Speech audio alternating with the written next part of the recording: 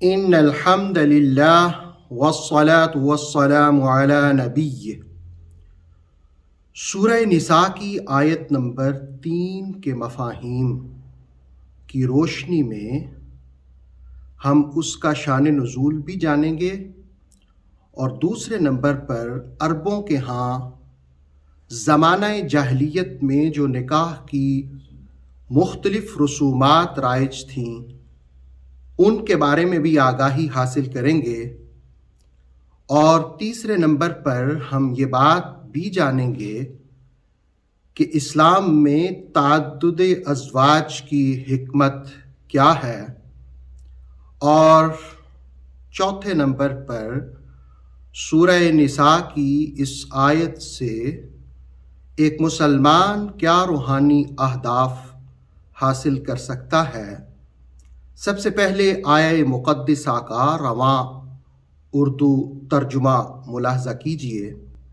ارشاد باری ہے، وَإِنْ خِفْتُمْ، اور اگر تمہیں خوف ہو، أَلَّا تُقْسِطُوا، کہ تم عدل نہیں کر سکو گے، انصاف نہیں کر سکو گے، فِي الْيَتَامَى، یتیموں کے معاملے میں، وَإِنْ خِفْتُمْ أَلَّا تُقْسِطُوا فِي الْيَتَامَى، اور اگر تمہیں یہ اندیشہ ہو، خوف ہو کہ تم یتیموں کے معاملے میں عدل نہیں کر سکو گے، فن کی ہو تو ان سے نکاح کرو، ما طاب لکم، جو تمہیں پسند ہو، من النساء، عورتوں سے، مثنا، دو دو، وثلاثا، اور تین تین، ورباع، اور چار چار۔ فانکحوا ما طاب لکم من النساء مثنا وثلاثا ورباع، پس ان سے نکاح کرو عورتوں سے جو تمہیں پسند ہوں، دو دو، تین تین، اور چار چار۔ فَإِنْ خِفْتُمْ، اگر تمہیں خوف ہو، اللہ تعدلوا، کہ تم تعدد ازواج کی وجہ سے ان سے عدل نہیں کر سکو گے، فواحدۃ، تو پھر ایک ہی کافی ہے، او ما ملکت ایمانکم، یا جو تمہاری ملک میں کنیزیں ہیں، ذالک ادنی الا تعولوا، یہ اس بات کے زیادہ قریب ہے کہ تم حدود سے تجاوز نہ کرو، تم زیادتی نہ کرو۔ اس آیہ مقدسہ کا پس منظر کیا ہے، بیک گراؤنڈ کیا ہے، شان نزول کیا ہے، اس کے بارے میں ام المومنین حضرت عائشہ صدیقہ رضی اللہ تعالی عنہا فرماتی ہیں کہ دور جاہلیت کے اندر یتیم بچیوں کے ساتھ شادی کر لی جاتی، لیکن ان کو اپنی زوجیت میں لانے کی وجہ ان کے حقوق کی ادائیگی نہ ہوتی، جنسی رغبت بھی نہ ہوتی، بلکہ ان کے دولت اور ان کے مال کا حصول ہوتا، اور وہ لوگ جو یتیم بچیوں سے شادیاں کرتے ان کے حق مہر بھی ادا نہ کرتے، ان کے حقوق بھی ادا نہ کرتے۔ اور اگر آپ مجموعی طور پر اس بات کو دیکھیں کہ زمانہ جاہلیت میں شادیاں کیسے کی جاتی تھیں، تو اس حوالے سے 6-7 قسم کے رواج ان کے ہاں رائج تھے۔ صرف ہاشمی خاندان تھا جس میں عورت کو ایک عزت اور مقام دیا جاتا۔ میں یاد دلاؤں گا کہ یہ ہاشمی خاندان وہی ہے جس میں ہمارے پیارے آقا صلی اللہ علیہ وسلم تشریف فرما ہوئے، تو اس خاندان میں عورت کی حفاظت بھی کی جاتی، اس کو عزت بھی دی جاتی، اور اس کو یہ رائٹ بھی دیا جاتا کہ وہ خود اپنی مرضی سے بھی کسی کی زوجیت میں جا سکتی ہیں۔ تو یہ پہلی قسم تھی جہاں ہاشمی خاندان کے اندر عورتوں کو عزت دی جاتی، اور دوسری قسم کی جو باتیں رائج تھیں وہ یہ کہ جس وقت عورتیں ماہواری سے پاک ہوتیں تو یہ کتنی بدتمیزی تھی کہ ان کا شوہر خود ہی ان سے کہتا کہ فلاں شخص سے تم مقاربت کرو، اور پھر وہ اسی کے ساتھ ہوتی، لیکن جب حمل ٹھہر جاتا تو پھر اس کا شوہر اس سے مقاربت کر لیتا تاکہ بچہ جو ہے وہ حلال ہو، شریف ہو۔ کتنی بدتمیزی تھی۔ اور تیسری جو ان کے ہاں رائج تھا وہ یہ کہ 10 مردوں سے کم کا ایک گروہ ایک ہی عورت سے بدکاری کرتا، اور جب وہ حاملہ ہو جاتی تو سب کو بلایا جاتا اور عورت جس کی طرف اشارہ کر دیتی وہ بچہ اسی کی جانب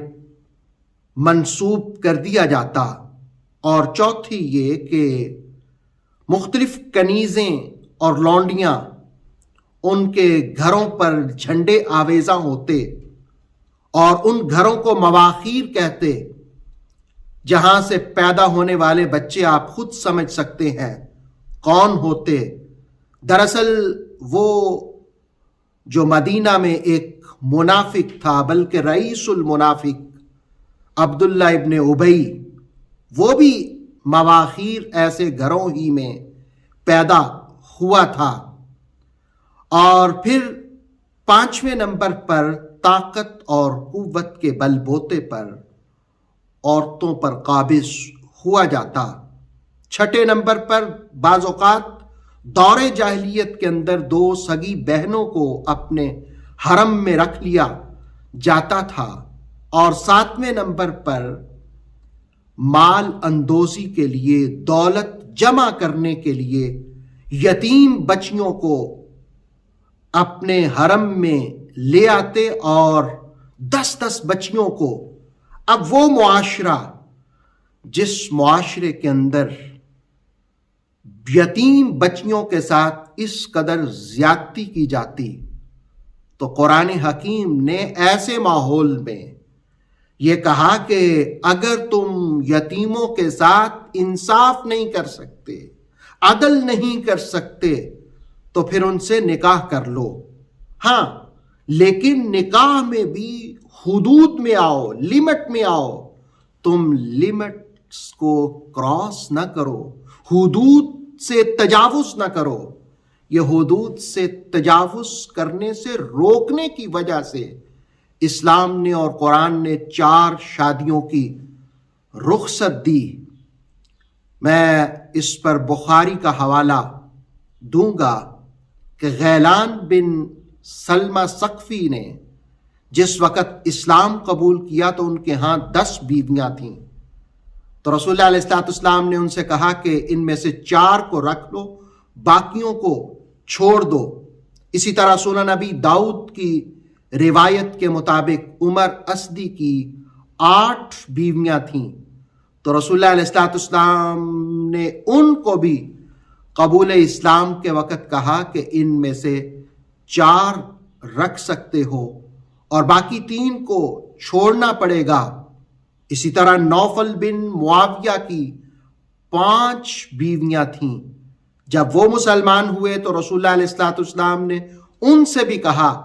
کہ 4 رکھ سکتے ہو، 1 کو چھوڑنا پڑے گا۔ دراصل وہ معاشرہ جاہلیت کا جس میں 10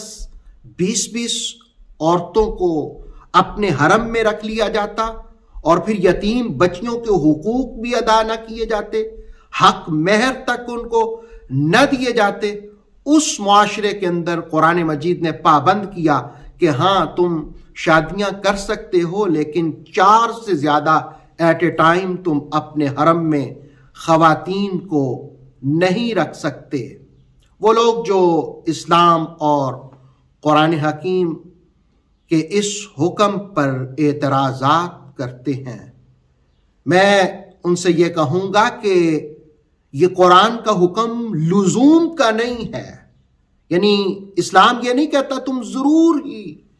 4 شادیاں کرو، بلکہ ایک رخصت دی ہے ایک ایسے معاشرے کو جس معاشرے کے اندر تعداد تو تھی ہی نہیں، بلکہ اگر آپ ہسٹری میں دیکھیں تو اس دور کے جو بادشاہ ہوا کرتے وہ کتنی کتنی عورتوں کو حرم میں رکھ لیتے، کہیں 50 کہیں 100 نظر آتی، تو ایسے میں اسلام نے پابند کیا کہ تم 4 سے زیادہ نہیں رکھ سکتے۔ یہ دراصل رخصت ہے، یہ حکم نہیں ہے۔ لوگ اس کو سمجھتے ہیں کہ شاید یہ اسلام کا حکم ہے، حکم نہیں ہے، یہ ایک رخصت دی گئی ہے کہ اگر کسی کا ایک پر گزارا نہیں ہے، اس لیے کہ اس کی پہلی حکمت اگر آپ قدیم حکماء کو دیکھیں، اطباء کو دیکھیں، جدید سائنس کو بھی دیکھیں، تو آپ کو یہ بات سمجھ آئے گی کہ عورتوں کی نسبت مردوں کی کیفیت بالکل طبی اعتبار سے جدا ہوتی ہے۔ اور دوسری چیز یہ کہ عورتوں کی نسبت مردوں کے اندر خواہش کا، جنسی رغبت کا زیادہ اثر ہوتا ہے۔ اور تیسرے نمبر پر دنیا کے اندر عورتوں کی شرح زیادہ ہے۔ اور چوتھے نمبر پر جس وقت جنگیں ہوتی ہیں تو اس وقت مرد مارے جاتے ہیں اور عورتوں کی تعداد زیادہ ہو جاتی ہے۔ تو یہ وہ حکمتیں ہیں کہ جس کی وجہ سے اسلام نے کہا کہ ایک نہیں تم 4 تک رکھ سکتے ہو، یہ رخصت دی۔ لیکن ایک رخصت کے لیے بھی قرآن مجید سورہ نساء کی 3 نمبر آیت کو اگر آپ پڑھیں تو قرآن کہتا ہے کہ اگر تم عدل کر سکو تو، اور پھر کہا کہ اللہ تعدلو، اگر تم عدل نہیں کر سکتے، انصاف ان کے درمیان میں نہیں کر سکتے، فواحدتن، تو پھر تمہیں صرف ایک ہی کی رخصت دی جاتی ہے کہ تم ایک ہی بیوی رکھ سکتے ہو۔ اور آگے کہا کہ قریب ہے کہ تم ایسا نہیں کر سکو گے، یعنی عدل بھی نہیں کر سکو گے، اور جب عدل نہیں کر سکو گے تو پھر تمہارے لیے لازم ہے، قرآن مجید کہتا ہے فواحدتن، ایک ہی کافی ہے۔ ہاں اگر عدل کر سکو تو پھر فَانْكِحُوا مَا طَابَ لَكُم مِّنَ النِّسَاءِ مَثْنَىٰ وَثُلَاثَ وَرُبَاعَ۔ اس آیہ مقدسہ کے روحانی اہداف کیا ہے؟ پہلے نمبر پر یہ کہ وہ لوگ جو 10-10 20-20 بچیوں کو، یتیم بچیوں کو مال کے حصول کے لیے، ان کی دولت کو ہڑپ کرنے کے لیے اپنے حرم میں لے آتے اور ان کے حقوق کی پائمالی کرتے، تو دراصل ان کو سمجھایا کہ اسلام اور قرآن متوازن ایک قانون دیتا ہے اور اس قانون کو تم فالو کرو۔ اس لیے اللہ رب العالمین نے مسلمانوں کے لیے جو تبلیغ کا نصاب ہے وہ قرآن کو مقرر کیا ہے کہ تم قرآن کو سیکھو، قرآن کو سمجھو، قرآن ہی تمہاری زندگی کے ہر معاملے میں تمہاری رہنمائی کر سکتا ہے۔ دوسرے نمبر پر اس آیہ مقدسہ کا جو روحانی ہدف ہے وہ یہ کہ پاکیزہ زندگی، صاف ستھرا ماحول۔ اگر انسان کے اندر خواہشیں بھی جنم لیتی ہیں تو ان خواہشات کی تکمیل کے لیے غلط راستوں کا انتخاب نہ کیا جائے، بلکہ جائز راستوں کا انتخاب کیا جائے، اور وہ جائز راستہ نکاح ہے۔ اور پھر تیسرا روحانی ہدف اس آیہ مقدسہ سے جو ہم سیکھ سکتے ہیں، سمجھ سکتے ہیں، وہ یہ کہ گھریلو زندگی، اس میں عدل و انصاف۔ ایک مرد کو پتہ ہونا چاہیے کہ اس کی زوجہ کے اس پر کیا حقوق ہیں، اگر اولاد ہے تو اولاد کے کیا حقوق ہیں۔ تو گھریلو زندگی کے اندر عدل و انصاف کا قیام، اور اگر ایک سے زیادہ خواتین اس کے حرم میں ہیں تو ان کے حقوق میں بھی عدل کا خیال رکھنا۔ اور چوتھے نمبر پر یہ کہ آئلی نظام درست رکھنا، خاندان کا نظام متاثر نہ ہونے دینا، اور جس وقت معاشرے کے اندر جائز راستے اختیار کیے جائیں خواہشات کی تکمیل کے لیے، تو پھر اس معاشرے کے لوگ اور افراد قانون کے پابند ہوتے ہیں۔ اگر عورتوں کی تعداد زیادہ ہو اور مردوں کی کم ہو، اور اگر عورتیں ایک ہی مرد کے حرم میں زیادہ آ جائیں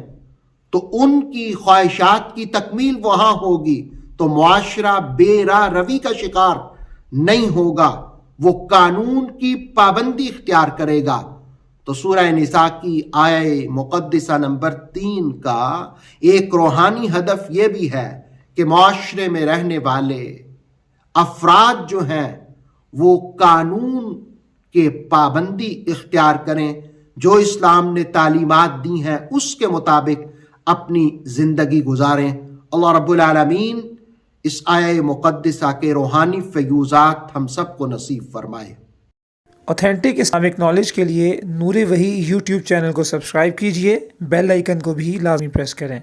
نور وحی کے فیس بک پیج، ٹک ٹاک اور انسٹاگرام کو بھی فالو اور لائک کیجئے تاکہ ہماری ہر نئی آنے والی ویڈیو آپ تک بر وقت پہنچ سکے۔